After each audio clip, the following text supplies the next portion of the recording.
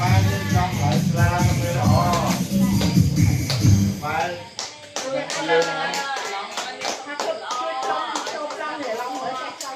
long nó nghiêng mà cai slide còn ai đi chợ đi ai chắc ai khăn thơm miệng một cái thơm miệng nó đấy